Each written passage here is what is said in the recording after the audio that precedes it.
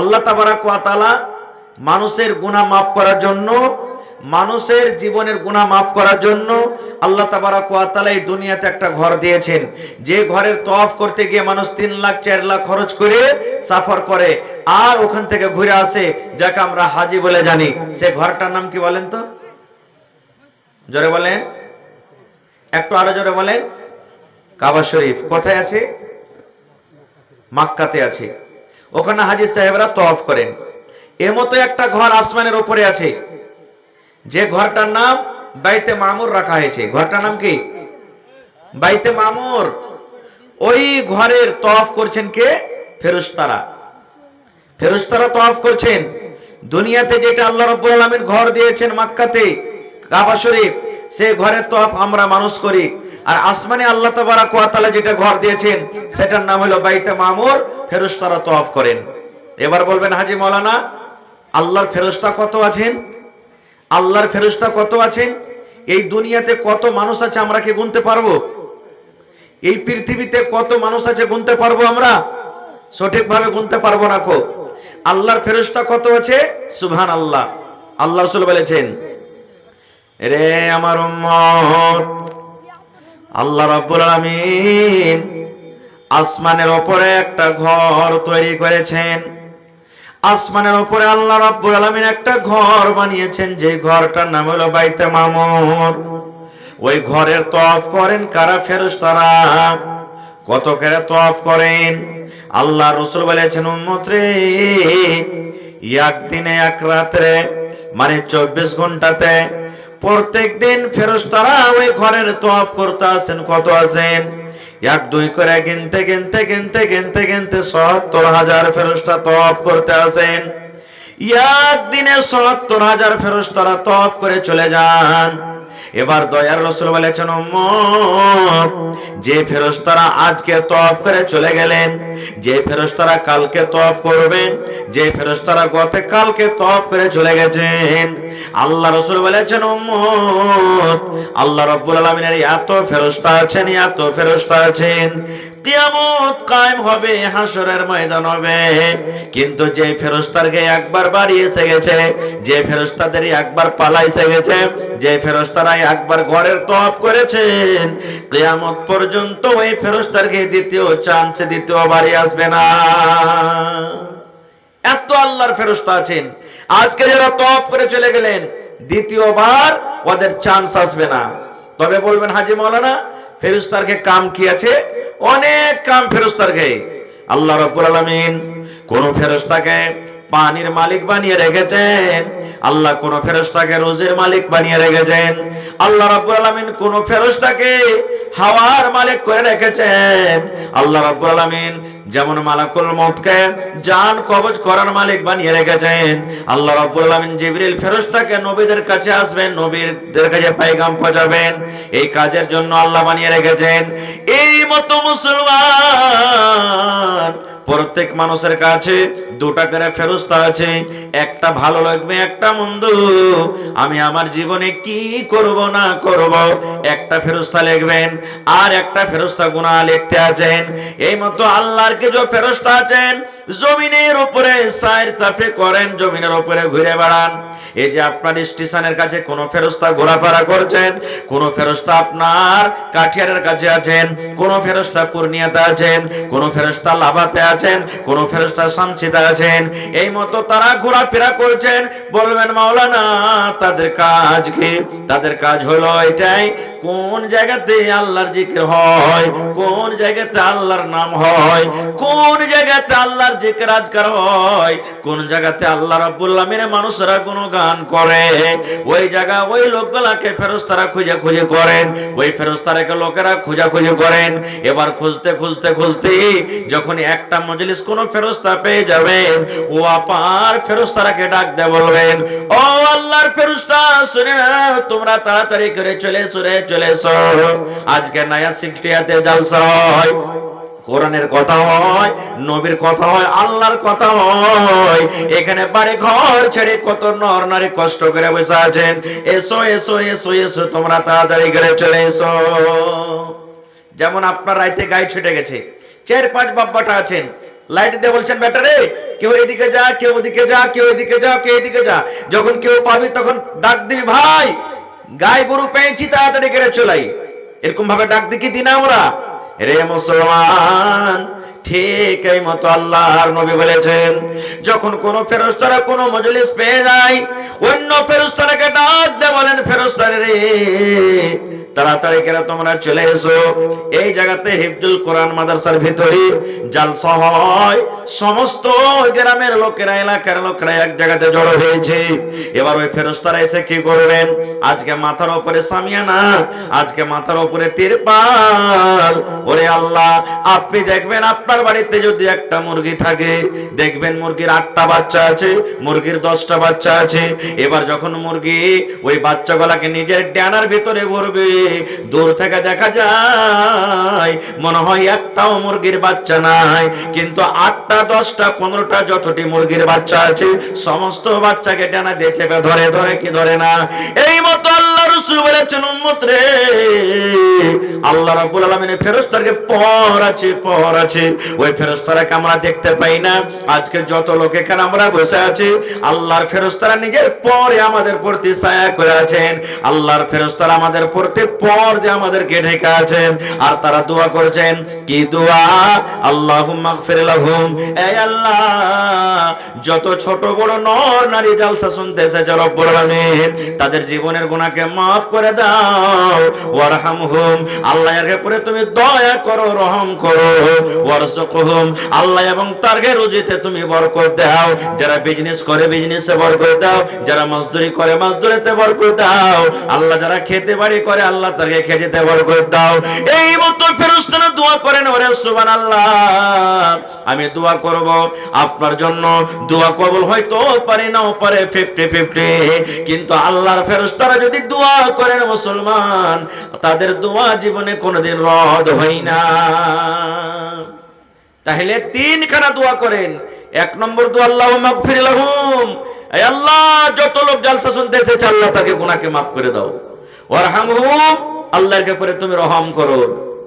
ওয়ারযুকহুম, আল্লাহর রুজিতে তুমি বরকত দাও। এবারে বসে আছেন, সবার জন্য দোয়া হয়ে গেল।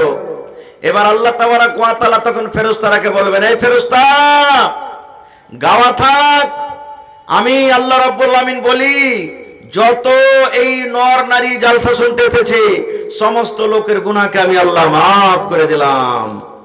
সুবহানাল্লাহ, maaf করে দিলাম। এবার তখন ফেরেশতারা বলবেন, আল্লাহ ওই মজলিসের মধ্যে আল্লাহ একটা লোক যে এসেছে, ও জালসা শোনার নিয়াতে আসেনি আল্লাহ জি, ও তো রাস্তা দিয়ে হেঁটে যাচ্ছিল কোনো কাজে, আর ও দেখছে যে এখানে জালসা হয়েছে, তখন হয়তো বসে গেছে। আল্লাহ ওই মজলিসে ওরও তুমি গুনাহ maaf করে দিলে। আল্লাহ রাব্বুল আলামিন বলেন, হ্যাঁ রে বান্দা, হ্যাঁ ওই লোকটারও আমি গুনাহকে maaf করে দিলাম। তাহলে এই মজলিসটা কত দামি আছে বুঝে দেখেন, এই মজলিসটা কত দামি। আজকে যদি এই সুযোগ, এই মৌকা, এই মজলিস ছেড়ে যদি আমরা রোডে রোডে চায়ের দোকানে এদিক ওদিকে ঘুরে বেড়াই, তাহলে এই ফজিলতটা আমরা পাবো জি ভাই? এই ফজিলতটা আমরা পাবো না। খো এবারে আপনারা শিখবেন, সাহাবায়ে কেরাম শিখেছেন। কি শিখেছেন? বুখারী শরীফের লম্বা হাদিস, আর 2-3 পাতার হাদিস আছে। ইলমে কোনোদিন লজ্জা করতে হবে না, শরম করতে হবে না। আল্লাহর নবীর শ্বশুর হযরত উমর রাদিয়াল্লাহু তাআলা আনহু, এটা নবীর একজন শ্বশুর, ইসলামের 2য় খলিফা। ইলম শিখবে নবীর কাছে বড় হয়ে। নবীর শ্বশুর তখন জানছেন যে কত বড় লোকটা হতে পারে। এবারে একজন সাহাবীর সাথে বন্ধুতালি করলেন, দোস্তি লাগাইলেন। উমর ফারুক রাদিয়াল্লাহু তাআলা আনহু একটা সাহাবীর সাথে দোস্তি করছেন। কি দোস্তি? বলছে, ভাই আনসারী, তুমিও গরিব মানুষ ভাই, আমিও গরিব মানুষ, না খাটলে বাড়ি চলবে না। খুব না খাটতে গেলে ছেলে মেয়েরা না খেয়ে থাকবে, আর যদি আমরা খাটতে চলে যাই তাহলে নবীর কাছে ইলম শিখতে পারবো না ভাই। তো কি করতে হবে? হযরত ওমর রাদিয়াল্লাহু তাআলা আনহু ওর বন্ধুকে বলছেন, ভাই একদিন আমি খাটতে যাব। একদিন ওমর ফারুক বলছেন, আমি খাটতে যাব, আর তুমি নবীর কাছে ইলম শিখবে, আর যা আমি মজুরি পাবো সন্ধ্যাবেলাতে অর্ধেক আমার ছেলে মেয়ের জন্য বাড়তে রাখবো, অর্ধেক তোমার ছেলে মেয়ের জন্য দিয়ে দিব। আর নবীর বাড়িতে তুমি সারা দিন যা শিখবে সন্ধ্যাবেলাতে তুমি আমাকে শিখিয়ে দিবে। তারপরের দিন কি করতে হবে ভাই? আমি ওমর ফারুক নবীর পাঞ্জরে ইলম শিখবো, আর তুমি খাটতে যাইবে, যা তুমি মজুরি পাইবে তুমি অর্ধেক আমাকে দিবে, তোমার অর্ধেক তোমার মেয়ে ছেলের জন্য রাখবে, আর আমি সারা দিন যা শিখবো তোমাকে সন্ধ্যাবেলাতে আমি শিখিয়ে দিব। ভাই মুসলমান, বুখারী শরীফের হাদিস। দেখেন কেমন পাল্লা পাল্লি। আজকে এতটি লোক আমরা বসে আছি, কোনদিন কোন মাওলানার কাছে কোন দোয়া জিজ্ঞাসা করেছি? কোনদিন কোন মাওলানার কাছে কোন হাদিস শিখেছি? শিখি না। আমরা না জানি তাও আমরা শিখতে যাই না। ভাই আমার, এ মুসলমান ভাই, ইলম শিখাটা প্রত্যেক মুসলমানদের জন্য ফরজ, ওয়াজিব আছে। এখানে এই কথাটা বলা হয়নি, আল্লাহ রাসূল এই কথাটা বলেননি যে মুসলমান বলতে ছোট বাচ্চা, মুসলমান বলতে ছোট ছেলে, মুসলমান বলতে ছোট মেয়েরা শুধু পড়ালেখা করবে আর বড় মানুষরা করবে না। না, যারা জানে না তারা শিখবে, তারা শিখবে। আজকে যত লোক এখানে বসে আছেন, আমরা যখন খেতে বসি কি বলে খেতে শুরু করতে হবে বলেন তো আপনারা? জোরে বলেন, একটু কথা বলেন। বিসমিল্লাহ বলে। মাশাআল্লাহ। বিসমিল্লাহির রহমানির রহিম বলা চলবে? খেতে বসবেন তখন গোটা বিসমিল্লাহির রহমানির রহিম বলা চলবে? চলবে না। খুব শুধু বিসমিল্লাহ। ওযু করতে বসবেন বিসমিল্লাহ, খেতে বসবেন বিসমিল্লাহ, ধান কাটতে যাবেন বিসমিল্লাহ, মায়েরা খালারা বাচ্চাকে দুধ পান করাবে বিসমিল্লাহ, তরকারি কাটতে বসবে বিসমিল্লাহ, ভাত খুলবে বিসমিল্লাহ, দুনিয়ার সব কাজে বিসমিল্লাহ। কিন্তু এক জায়গাতেই শুধু বিসমিল্লাহির রহমানির রহিম পড়তে হবে। কখন? যখন আপনি পড়ালেখা করতে বসবেন। আম্মা পড়া পড়িতে লাগলেন বিসমিল্লাহির রহমানির রহিম, সূরা পড়বেন বিসমিল্লাহির রহমানির রহিম, লিখতে বসলেন বিসমিল্লাহির রহমানির রহিম। যখন পড়ালেখা করতে বসবেন তখন গোটা বিসমিল্লাহির রহমানির রহিম পড়বেন। তাছাড়া দুনিয়ার যত কাম আছে বিসমিল্লাহ পড়বেন। এবারে যদি আপনি বিসমিল্লাহ পড়লেন তাহলে আপনার লাভ আছে, আর যদি আপনি বিসমিল্লাহ বলে খেতে না শুরু করেন তাহলে আপনার কি নোকসান আছে? তাহলে শুনেন। ওরে সুবহানাল্লাহ, আল্লাহ রাসূল বলেছেন, উম্মত রে, যখন তুমি ভাত খাবে, রুটি খাবে, চাই পান করবে, দুধ পান করবে, আল্লাহ রাসূল বলেছেন তোমাকে বিসমিল্লাহ পড়তে হবে। বিসমিল্লাহ যদি তুমি পড়া খানা শুরু করো, আল্লাহ রাসূল বলেছেন শয়তান তোমার সাথে খানা খাবে না, শয়তান তোমার সাথে খানা খাবে না। আর যদি তুমি বিসমিল্লাহ বলে খানা না খাও, বিসমিল্লাহ বলে যদি তুমি পানি পান না করো, বিসমিল্লাহ বলে যদি তুমি খানা শুরু না করো, আল্লাহ রাসূল বলেছেন উম্মত তোমার সাথে সাথে শয়তান খানা খাবে। শুধু শয়তান খানা খাবে না, তোমার থালাতে বসে বসে খানা খাবে, আর তোমার থালাতে বসে বসে উল্টিও করবে। আপনি যদি বাড়িতে বসে খানা খান, আপনার নিজের সন্তান 5 বছরকার, 7 বছরকার, 10 বছরকার সন্তান খেতে বসেছে, হঠাৎ করে যদি ছেলেটা উল্টি করে দেয়, বলেন আপনার মন খারাপ হবে না? হবে না? হবে। মন খারাপ হয়ে যাবে। আপনি খানা খেতে বসেছেন, আপনার 5 বছর 7 বছরকার বাচ্চাটা আপনার থালার পাশে পায়খানা করে দিলে, বিবিকে ডাক দিয়ে বলবেন, বিবি রে, আব্দুর রহমানকে তাড়াতাড়ি করে নিয়ে চলে যা, হালিমাকে নিয়ে চলে যা। কেন নিয়ে চলে যা? এর খাওয়ারও ঠিকানা নাই, এর পায়খানা করারও ঠিকানা নাই। সারাদিনের না খাওয়া মানুষ খেতে বসেছে, আর এই টাইম খানে পায়খানা করে মন খারাপ করে দিলে। কেন মনটা খারাপ হলো? এই জন্য মন খারাপ হলো, পায়খানা করাটা আপনি দেখতে পেলেন বলে মন খারাপ হয়ে গেল, বাচ্চা উল্টি করলে বলে আপনার মন খারাপ হয়ে গেল। কিন্তু মুসলমান, আল্লাহ রাসূল বলেছেন উম্মত রে, যেই খানাতে তুমি বিসমিল্লাহ না পড়বে, শয়তান তোমার সাথে সাথে খানা খাবে, আর শুধু খাবে না, ওই শয়তান খানা খাবে আর তোমার থালাতে বমি করবে, উল্টি করবে, আর যেই খানা তুমি মজা মেরে মেরে খাবে। এবার বলবেন মাওলানা বিসমিল্লাহ বলতে আমি ভুলে গেছি, খানা আমি শুরু করে দিয়েছি, পানি আমি শুরু করে দিয়েছি, বিসমিল্লাহ বলতে ভুলে গেছি। হয়তো আমার অর্ধেক খাওয়া হয়ে গেছে, কিংবা অর্ধেক পানি পান করা হয়ে গেছে, হয়তো 1 লালা ভাত বেঁচে আছে, কিংবা 1 কামড় রুটি বেঁচে আছে, কিংবা 1 ঢোক দুধ বেঁচে আছে, পানি বেঁচে আছে। এবার আমার মনে চলে এসেছে কি পড়িনি, আমি বিসমিল্লাহ পড়তে ভুলে গেছি, এবার কি করব? আল্লাহ রাসূল সাল্লাল্লাহু আলাইহি ওয়াসাল্লাম বলেছেন উম্মত রে, এটা হলো শেখার জিনিস, এটা তোমাকে শিখতে হবে।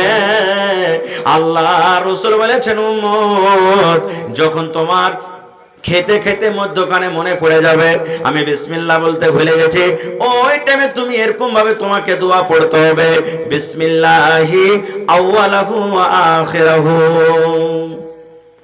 আসসালামু আলাইকুম। মা বোনের জায়গার অসুবিধা, ওনাদেরকে অনুরোধ করবো কি একটু হটে হটে বসো, জানে পিছিয়ে যারা খাড়ি আছে ওদের জায়গা হয়ে যায়। মা বোনের কাছে অনুরোধ, যারা সিটে সিটে বসে আছে ওরা সেটে সেটে বসে যাও, যারা খাড়ি আছে ওদের জায়গাটা হয়ে যায়, এটা আপনার কাছে অনুরোধ থাকলো। তো প্রথম কথা হলো কি, যে যখন আপনি খেতে খেতে ভুলে গেছেন আর মধ্যখানে আপনার মনে এলো, তখন কি দোয়া পড়বেন শিখেন? বিসমিল্লাহি পড়েন, বিসমিল্লাহি আউয়ালাহু ওয়া আখিরাহু। এই দোয়াটা যখন আপনি পড়বেন, শয়তান আপনার থালা ছেড়ে দিবে, আর আপনার সাথে যা খেয়েছে শয়তান একবারে সবকে উল্টি করে দিবে, বমি করে দিবে। এটা হলো ওষুধ। যা আপনি খেতে শুরু করেছেন, বিসমিল্লাহ পড়তে ভুলে গেছেন, মধ্যখানে আপনার যে কোনো টাইমে মনে এলো, আপনি বিসমিল্লাহি আউয়ালাহু ওয়া আখিরাহু পড়েন। এবার বলবেন লেখাপড়া করতে বসবো, বিসমিল্লাহির রহমানির রহিম পড়তে হবে। এর কি কোনো প্রমাণ আছে? জি আছে, অনেক হাদিস কোরআনে প্রমাণ আছে, আল্লাহ রাসূলের জামানার অনেক প্রমাণ আছে। তবে কোরআন থেকে একটা আমি আপনাকে প্রমাণ দেব। বলেন কোরআন মাজিদে কয়টা সূরা আছে ভাই? কয়টা সূরা আছে? হায় রে আল্লাহ, কোরআন পড়েন না আপনারা? সূরাগুলো কম করে গোড়াতে দেখবেন যে কয়টা সূরা আছে। কোরআন মাজিদে কয়টা সূরা আছে? 114টা সূরা। দেখেন মাদ্রাসাতে পড়ালেখা করছে মনে হয় ছেলেরা, মাদ্রাসারি বাচ্চা। 114টা সূরা আছে, মনে রাখেন। আল্লাহর কিতাব কোরআনে 114 সূরা আছে। কিয়ামতের দিন যদি আল্লাহ রাব্বুল আলামিন জিজ্ঞাসা করেন, বান্দারে আমার কোরআন তো তুমি পড়োনি, তাহলে কোরআনের সূরা কতটি আছে বলো তো? যদি না বলতে পারেন, তাহলে আল্লাহ তাবারাক ওয়া তাআলা কিয়ামতের দিন জিজ্ঞাসা করবেন না, বান্দা মোবাইল হাতে ছিল, দিনে 100 বার করে তুমি হোয়াটসঅ্যাপ ফেসবুক খুলে দেখেছো আমার কোন বন্ধু কি দিয়েছে, আর আমি যে তোমাকে 1400 বছর 1500 বছর পূর্বে আমি এমন একটা সুন্দর মোবাইল কোরআন তোমাকে দিয়েছিলাম, তুমি কেন একদিন খুলে দেখোনি? তখন কি জবাব দিবেন ভাই? সেদিন কি জবাব দিবেন? সেদিন তো এই বাহানা চলবে না, আল্লাহ দেখতে পারিনি, জানিনি। আল্লাহ যে এরকম বাহানা শুনবে না আল্লাহ রাব্বুল আলামিন। তো কোরআন মাজিদে একটা সূরা আছে, সূরাতুন নামাল। কোরআনে একটা সূরা আছে, সূরাতুন নামাল। নামলাতুন মানে হলো চিউটি, পিপিলিকা। একটা পিঁপড়ার ঘটনা আছে, পিঁপড়ার কথা আছে সূরাটাতে। কি কথা আছে? সুবহানাল্লাহ। একদিন হযরত সুলাইমান আলাইহিস সালাম, সুলাইমান নবী একটা এমন নবী ছিলেন, গোটা দুনিয়াতে রাজ্য করেছেন, গোটা পৃথিবীতে তার হুকুম চলতো। বাতাস তার তাবে আল্লাহ রাব্বুল আলামিন তাকে দিয়েছিলেন। বাতাসকে বলতো, বাতাস আমাকে এখান থেকে উঠিয়ে তুই অমুক জায়গাতে নিয়ে চল। সুলাইমান নবীকে নিয়ে চলে যেতেন বাতাস। এবং জীব জন্তু যত ছিল সমস্ত জিন সুলাইমান নবীর তাবে ছিল। সুলাইমান নবী জিনেরাকে যা বলতেন জিনকে শুনতে হতো। এই মতো কুকুর, পাখি, পিঁপড়া, শারক, বকরি, ছাগল, পৃথিবীতে যত জীবজন্তু আছে সমস্ত জীবজন্তুর ভাষা বুঝতে পারতেন কে? সুলাইমান নবী। আজকে মুরগাতে বাঘ দেয় কুকুরু খুব দেয় না, দেয় না? আমরা মনে করছি মুরগাতে বাঘ দিলে, কিন্তু মুরগা নিজের ভাষাতে কি বললে সুলাইমান নবী জানতে পারতেন। আল্লাহ এটা মুজিজা দিয়েছিলেন। আমরা দেখি সুবহানাল্লাহ, এই বকরি মেকে ভেবাই, আমরা বলছি যে এই ভেবাইছি, কিন্তু নিজের ভাষাতে কি বললেন সুলাইমান নবী সেটাও জানতে পারতেন। একদিন সুলাইমান নবী এক সফরে বাড়াইছেন বাড়ি থেকে। জিনের দল আলাদা, পাখির দল আলাদা, পিঁপড়ার দল আলাদা, এরকম ভাবে আলাদা আলাদা জামাত। দেখবেন সূরাতুন নামালে দেখবেন খুলে আল্লাহ লিখে দিয়েছেন। এবার হাঁটতে আছেন, হাঁটতে আছেন, সুবহানাল্লাহ। এবার হাঁটতে হাঁটতে পিঁপড়ার যে মালিক আছে, গ্রামের মুখিয়া আছে না নাই? গ্রামের মন্ডল আছে না নাই? আছে। প্রত্যেক জায়গায় একটা করে মালিক আছে। তো সুলাইমান নবী হাঁটছেন, হাঁটতে হাঁটতে এবার পিঁপড়ার যেটা মালিক, পিঁপড়ার যেটা রাজা, পিঁপড়ার যেটা নেতা, ওই নেতা পিঁপড়ার মালিক নিজের ভাষাতে অন্য অন্য পিঁপড়াকে ডাক দিয়ে বলছেন কি, রে পিপিলিকার দল, ও পিঁপড়ার দল, তোমরা শুনে নাও, তাড়াতাড়ি করে তোমরা খালে ঢুকে যাও, খালে তোমরা ঢুকে যাও, খালে ঢুকে যাও। কারণ তোমরা যদি তাড়াতাড়ি করে খালে না ঢুকে পিঁপড়ার দল, তাহলে সুলাইমান নবীর দলকে দেখো, সুলাইমান নবীর জামাতকে দেখো, সুলাইমান নবীর লস্করকে দেখো। ওই সুলাইমান নবী বেঠিয়ালিতে থাকবে, তোমাদের দিকে তাওয়াজ্জু হবে না, ধ্যান হবে না, তোমাদের দিকে নজর আসবে না, তোমাদেরকে পায়ে কুচলে তোমাদেরকে চলে যাবে, তোমরা মার্ডার হয়ে যাবে, মরে যাবে। এই জন্য পিঁপড়ার দল রে, তোমরা যদি বাঁচতে চাও তাড়াতাড়ি করে তোমরা নিজের নিজের গর্ততে খালে তোমরা ঢুকে যাও। নারে তাকবীর! কে বলছেন? কে কথাটা বলছে? জোরে বলেন, কে বলছে কথাটা? পিঁপড়া বলছে একটা, রে পিঁপড়ার দল, তোমরা তাড়াতাড়ি করে খালের ভিতরে ঢুকে যাও। পিঁপড়া অন্য অন্য পিঁপড়াকে ডাক দে, বলছেন পিঁপড়া রে, তোমরা তাড়াতাড়ি করে খালের ভিতরে ঢুকে যাও। যদি তোমরা খালের ভিতরে না ঢোকো, এই দেখো সুলেমান নবী চলে আসছেন, সুলেমান নবীর জামাতকে দেখো, সুলেমান নবীর লস্করকে দেখো, সুলেমান নবীর ফৌজকে দেখো, বেখেয়ালিতে তোমরাকে মার্ডার করে চলে যাবে, কুচলে চলে যাবে। এবার আপনি বলেন তো, রাস্তায় যখন আমরা মোটরসাইকেল চালাই, রাস্তাতে যখন আমরা ফোর হুইলার চালাই, রাস্তাতে যখন আমরা হেঁটে যাই, রাস্তাতে যখন আমরা সাইকেল চালাই, তখন আমরা কি পিঁপড়াকে বাঁচিয়ে চলি না গরু মহিষ ছাগল বাঁচিয়ে চলি? কি বাঁচিয়ে চলি? পিঁপড়াকে দেখি আমরা, রে দেই আব্দুল্লাহ ভালো করে গাড়ি চালা রে, কোনো পিঁপড়া মার্ডার না হয়ে যায়, এরকম কথা বলি? বলেন না জি ভাই, হ্যাঁ না বলেন না? এরকম কথা কেউ বলি না। কি আমরা দেখি?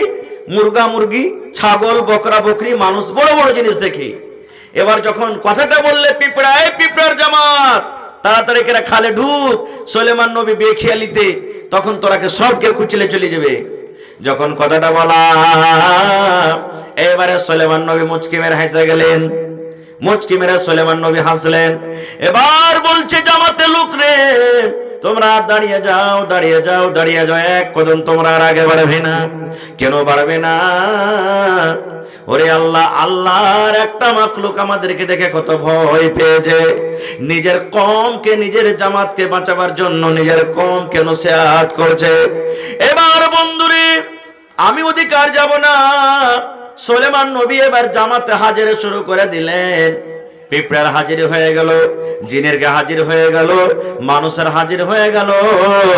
এবার হাজির নিতে নিতে পাখির যে জামাত আছে, পাখির ঝুঁড আছে, পাখির জামাতের হাজির শুরু হয়ে গেল।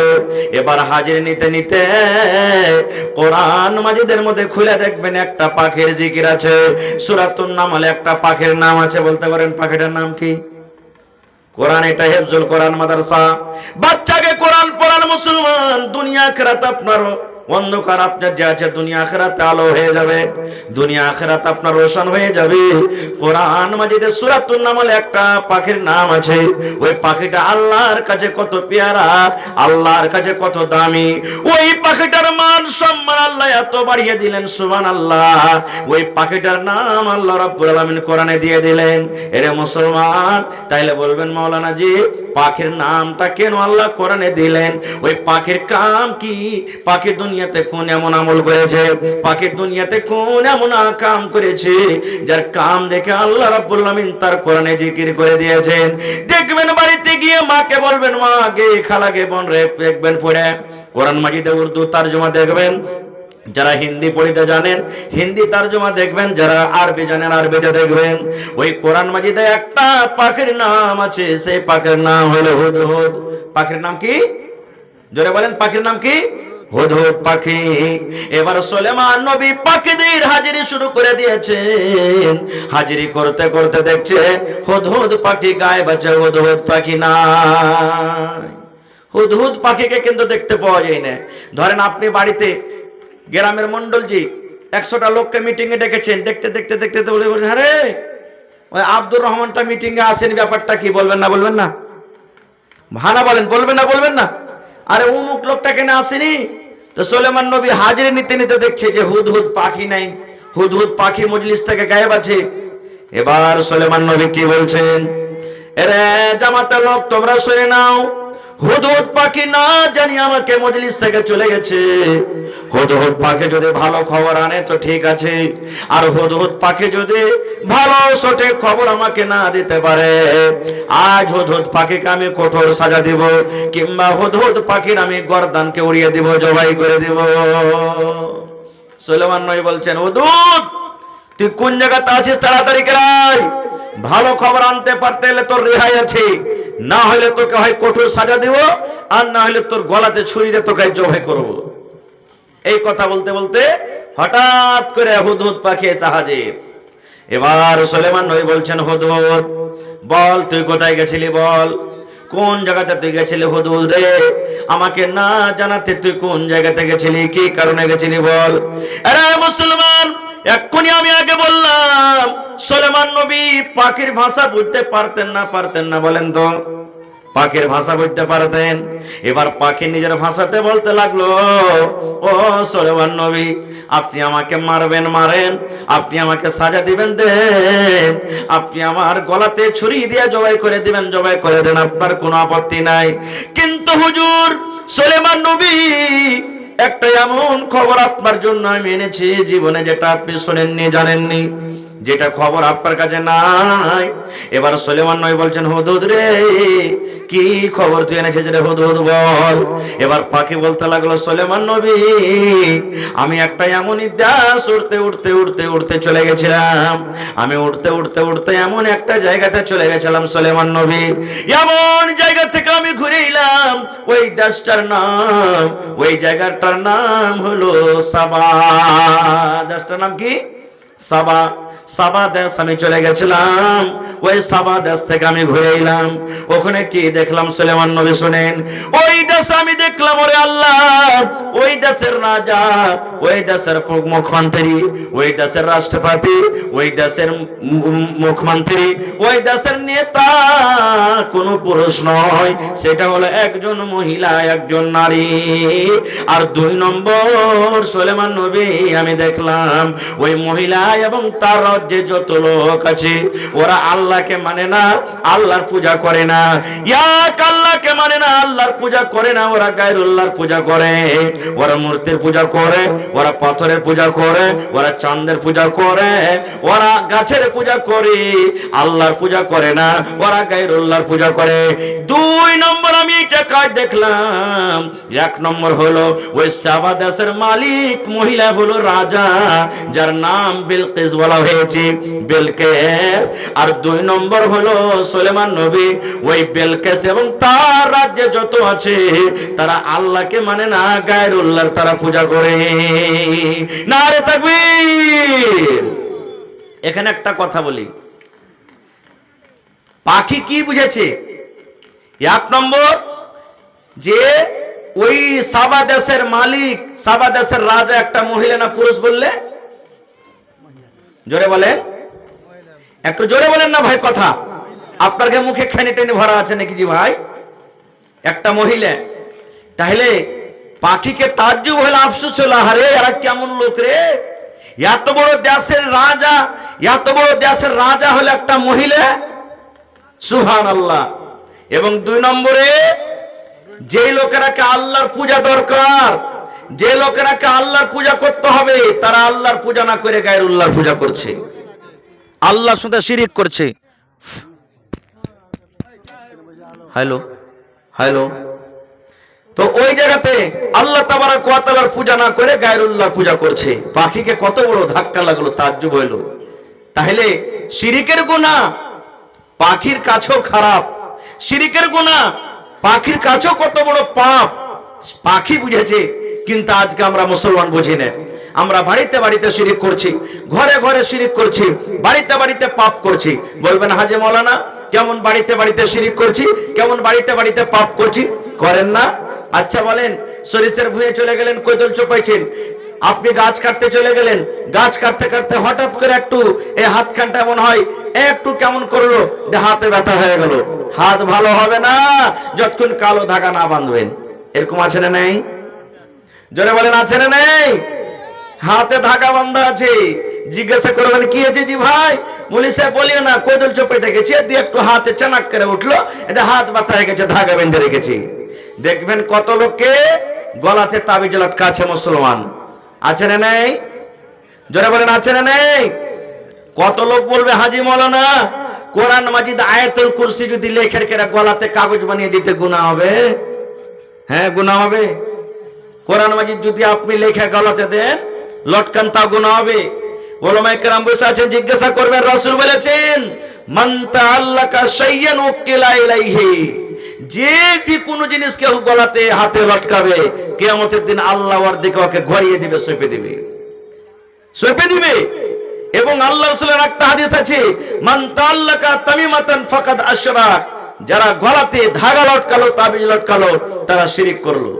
আরো যদি আমার কোনো মা খালা ভাই এই মজলিসের মধ্যে কবিরাজ থাকে, একটু আপনি দয়া করে দেখবেন, সুবহানাল্লাহ, যখন সামনে কোনো পেশেন্ট আসবে, সামনে যখন কোনো রোগী আসবে, হ্যাঁ, তার জিনকে নামাবে, তার ভূতকে নামাবে, জিন ভূতকে নামিয়ে সুবহানাল্লাহ তার সামনে পেড়া দিবে, কেলা দিবে, আগরবাতি দিবে, তুলসীর পাত দিবে, কত রকম কত কি দিবে।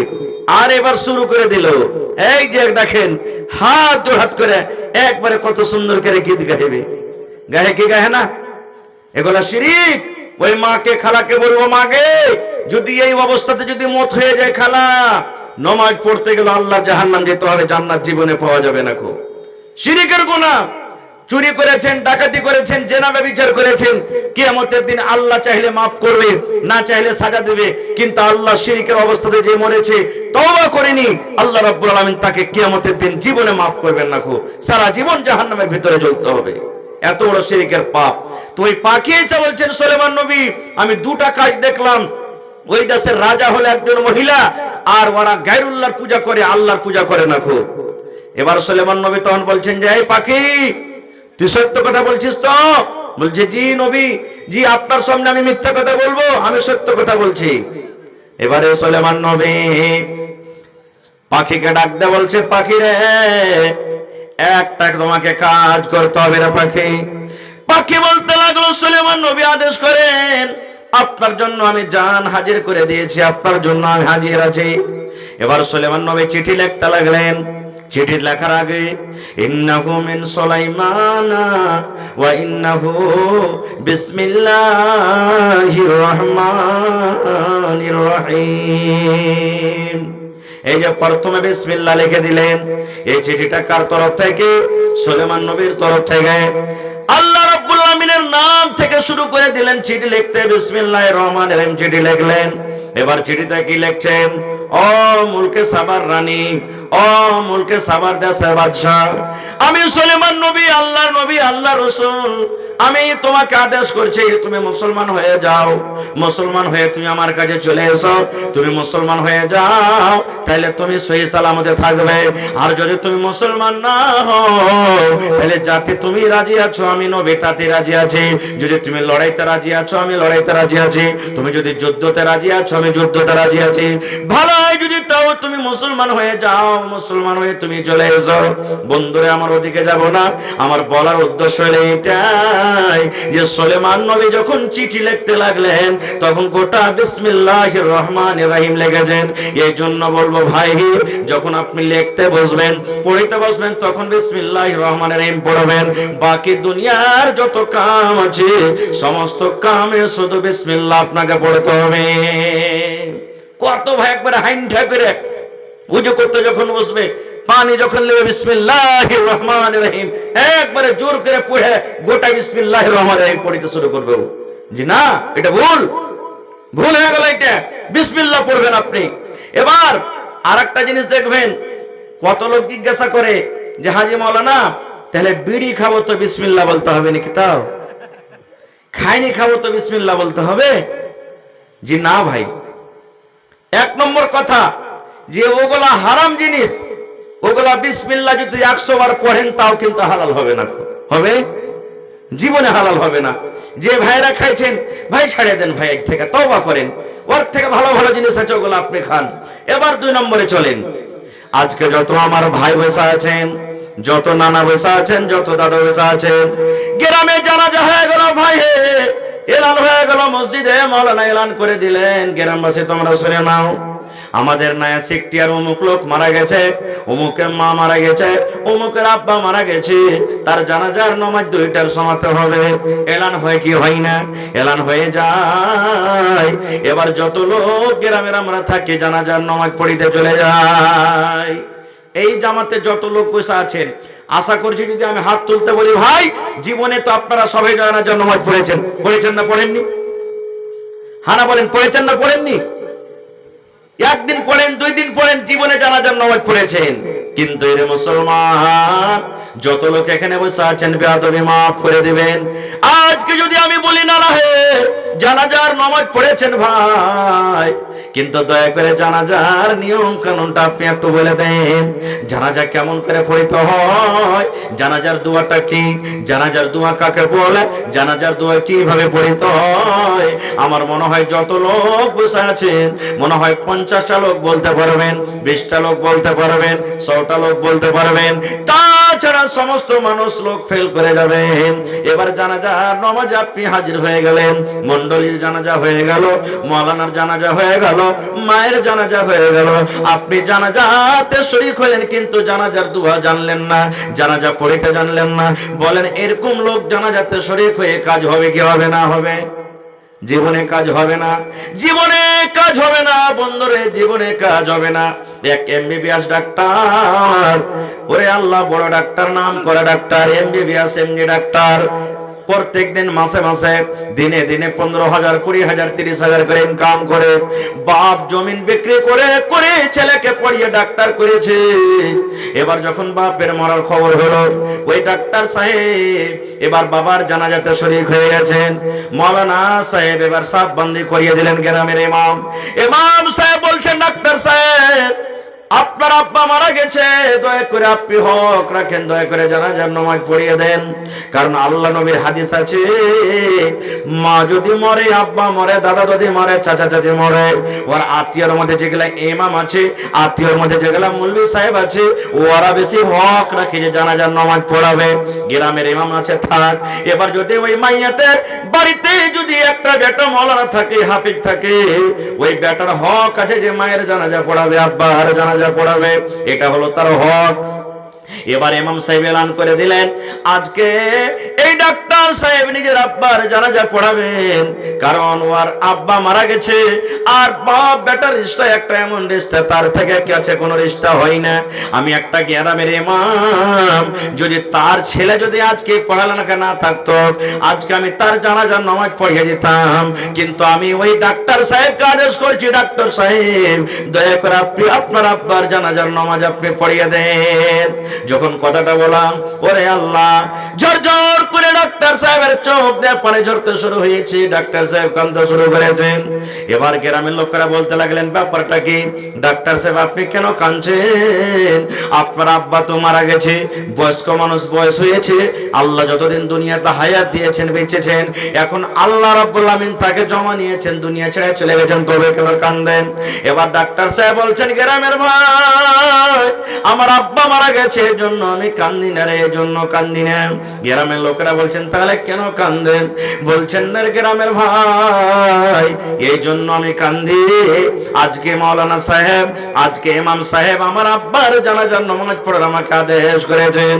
ও গ্রামের ভাই শুনেন, আমার আব্বা জান জমিন বিক্রি করে করে করে করে করে আমাকে আজকে ডাক্তার করে দিয়েছেন। আজকে আমি ডাক্তার হয়েছি, আজকে আমি মাসে 2 মাসে 5 লক্ষ 7 লক্ষ করে ইনকাম করি, দিনে দিনে 30,000 40,000 করে ইনকাম করি। এমন ইলম দিয়েছেন, এমন শিক্ষা দিয়েছেন, ওরে সুবহানাল্লাহ। আজকে আমার আব্বা জানের জানাজার নামাজ কিভাবে আমাকে পড়াইতে হবে আমি নিজে জানি না, এমন ইলম আমাকে আমার আব্বা দিয়েছে। আজকে পুরো জমি বিক্রি করে আমার আব্বা আমাকে ডাক্তার করে দিয়েছে, কিন্তু বাপের নামাজের জানাজাতে আমি জানাজার দোয়া কিভাবে পড়ব আমি জীবনে কোনোদিন শিখিনি, কোনোদিন জানিনি। এই জন্য আমি কাঁদছি, আল্লাহ রে, এরকম ইলম আমি শিখেছি কি আজকে আমার মৃত্যু বাবার জানাজার নামাজ আমি পড়াইতে পারবো না। তাইলে বলবেন, আজি মাওলানা ডাক্তার কি করতে হবে না? ডাক্তার করতে হবে, মাস্টার করতে হবে, সব আপনাকে দিনের শিক্ষা দিতে হবে, দুনিয়ার শিক্ষা দিতে হবে মুসলমান। কিন্তু প্রথমে আপনাকে দুনিয়া থেকে প্রথমে বাচ্চাকে দিন দিতে হবে। আপনি বাচ্চাকে ইংরেজি শেখান, আপনি বাচ্চাকে কোরআনও শেখান, বাচ্চাকে আপনি নামাজের তারিখও শেখান, বাচ্চাকে আপনি হিন্দিও শেখান, বাচ্চাকে আপনি ডাক্তার করেন, বাচ্চাকে আপনি মাস্টার করেন, বাচ্চাকে আপনি প্রফেসর করেন। কারণ আল্লাহ রাসূল রাসূল বলেছেন, উম্মত রে, তোমরা যখন আল্লাহর কাছে দোয়া করবে তখন তোমরা এইভাবে দোয়া করবে, আল্লাহুম্মা ইন্নী আসআলুকা ইলমান নাফিআ। আল্লাহ তুমি এমন ইলম তুমি আমাকে দাও যে ইলম শিখে আমার উপকার হবে, ফায়দা হবে। তাহলে তুমি ইংরেজির ইলম তুমি দোয়া চাও আল্লাহর কাছে, আল্লাহ তুমি আমি পড়ালেখা করছি, তুমি আমাকে মাস্টার করিও, আল্লাহ তুমি আমাকে ডাক্তার করিও, আল্লাহ তুমি আমাকে ইঞ্জিনিয়ার করিও, আল্লাহ তুমি আমাকে প্রফেসর করিও। সব তুমি ইলমের দোয়া চাও, সাথে সাথে উম্মত রে প্রথমে তুমি দ্বীনের ইলম তুমি আগে চাও, কারণ তোমার মধ্যে দ্বীন যদি না থাকে ওই ইলমের দাম তোমার দুনিয়াতে আছে, আখিরাতে তোমার কিছু নাই। নারে তাকবীর। ভাই আমার, আজকে আমার সমাজে এত রকম কাজ হয়েছে যে আমার ভাইয়েরা আমার বহিনেরাকে পড়ালেখা করতে চায় না। কত ভাই আছে দেখবেন এমন এমন মেজাজ বনে আছে, যখন কপি কলম নিয়ে সকালবেলাতে যখন পড়িতে যাবে তখন বলবে, এই কোনে যাবি তুই ড্যাং ড্যাং করে? বলছে বাপু পড়িতে যাব। আমার ভাষাতে বেশি বাপুই না বলি, এখন পড়ে লেখে বেশি আব্বা বলছে না তো বাপু হে। এই যে হে বড় হে ছোট হে আমরা বলতাম আগে। তো বলছে পড়িতে যাব, বলছে পড়ে লেখে কে বড় মানুষ হয়ে গেছে দেখতো? ওই আব্দুল্লাহর বেটিকে দেখ, অতখানি পড়া আইএ বিএ মেট্রিক করিয়া ওকে গোবর তুলতে হয়েছে, ওকে শাক কাটতে হয়েছে, তরকারি করতে হয়েছে। এই জন্য পড়ালেখার কোনো অত দরকার নাই, নমাজ রোজার সমান শিখে লিখিস বাস হয়ে গেছে, আর পড়ালেখা করতে হবে না।